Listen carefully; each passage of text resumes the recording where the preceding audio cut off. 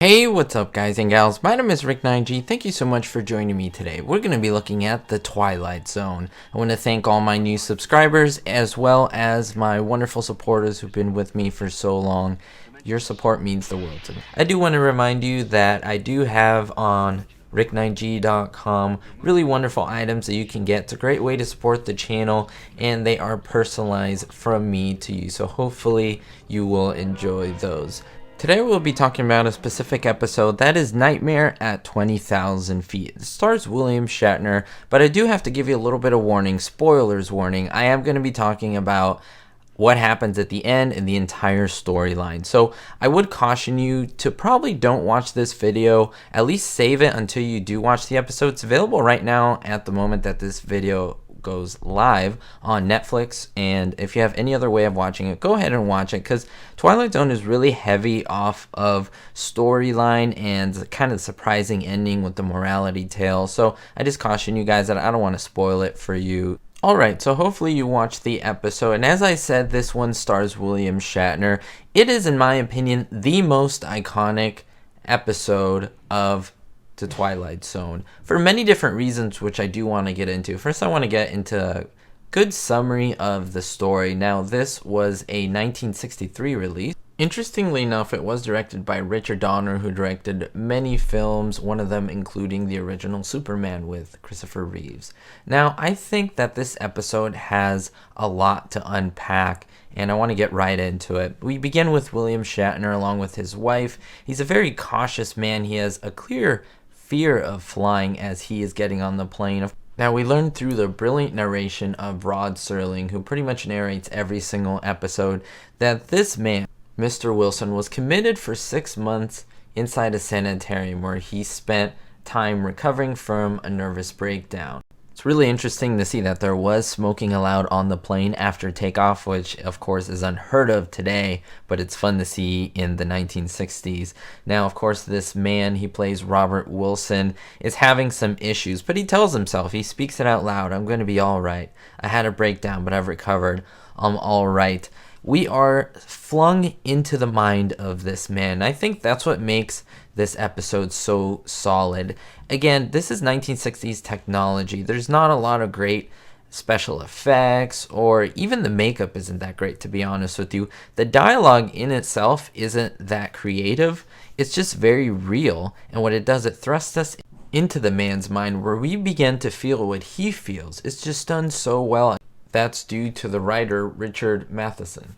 Now, as Rod Serling continues with his narration, he tells us that previously Mr. Wilson's flight was terminated by an onslaught of a mental breakdown. Now, he uses the word terminated, which is really interesting because behind him we do see a sign that says terminal. It's a play off of words, and I'm very sure that was intentional. It's a play off of termination, to end, and that is what happens at the end of this episode. But before we get into that, we continue. The flight starts okay. It's a stormy night.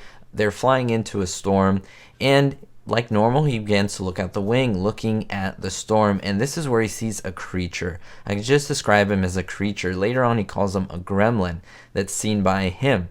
Now, he begins to worry and think, well, this is, of course, scientifically not possible, and so he starts to begin to look in, and he's wondering, am I really seeing this, or is this real? The creature begins to walk along the wing, and of course, this is very puzzling to him. We begin to wonder, wait, he's obviously imagining this, but then we think, but no, maybe this is actually something real. So we begin to question, what is reality during this part of the episode? And I tell you, that is the strength.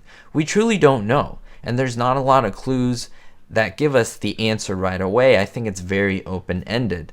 The creature disappears when he calls for help, when he calls to the stewardess.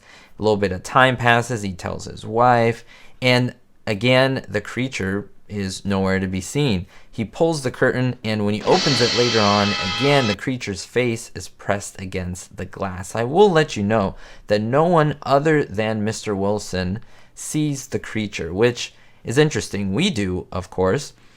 The creature continues by sitting on the wing. It's very creepy to see what's happening. He begins to open a panel on the wing, which is very worrisome, right where the engine is. And he begins to wonder again, is this real or not? He begins to panic and he questions the stewardess a few times. He even tells his wife to go and tell the pilot. Of course, no one believes him. And it's very frustrating to see no one believe him. Every time I watch this, I really want someone to believe him and to catch a glimpse of this creature and kind of say that, hey, maybe this guy wasn't as crazy as we thought. Or maybe he is.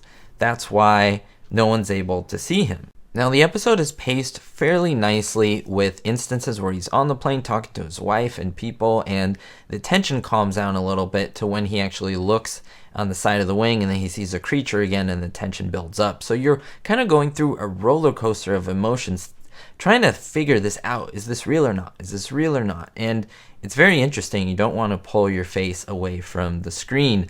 Finally, he realizes that there's someone on the plane that has a gun, of course, the 1960s, and he manages to remove it and steal it. He opens the emergency door. He gets, of course, half sucked out of the plane with all the pressure, and he shoots the creature many times and hits it, and the creature falls down. Now, that's where the episode ends, zooming into him screaming because, of course, he is being pulled out of the plane, but it finishes with him on a stretcher. Again, big spoilers here, guys and gals. Finishes with him on a stretcher, and they're wheeling him out.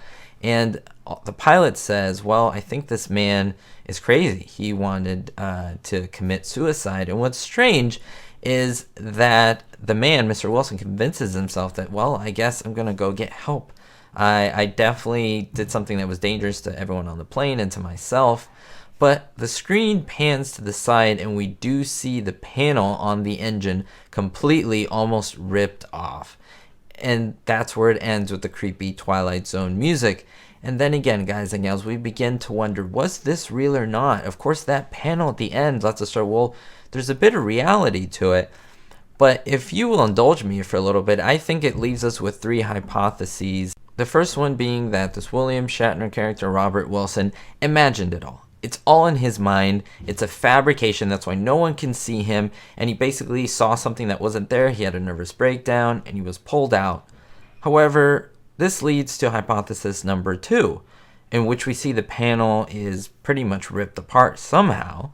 And so the other option would be the opposite, would be that this is real. There was somehow this magical gremlin creature type thing that was on the wing. No one saw it but him. It happens to be a coincidence that he was the man who was able to see it, and it was true. And no one believed him. And poor guy convinced himself that he was crazy, but no, this is true. But then we have number 3, which is, to me, intriguing, and that is, it's a combo of number 1 and 2.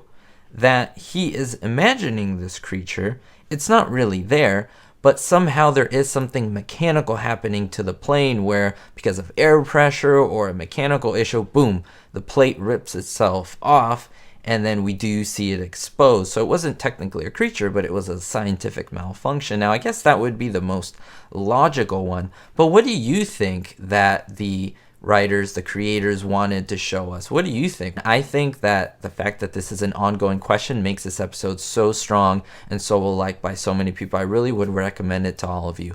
Thank you so much for watching. If you do want to see more episodes like this where I give you a little synopsis of the episode and we talk a little bit about it, I'd be more than happy to do so. Leave them in the comments down below. We'll see you next time, guys and gals. Don't forget to stay positive, always better yourself, and most importantly, be hopeful.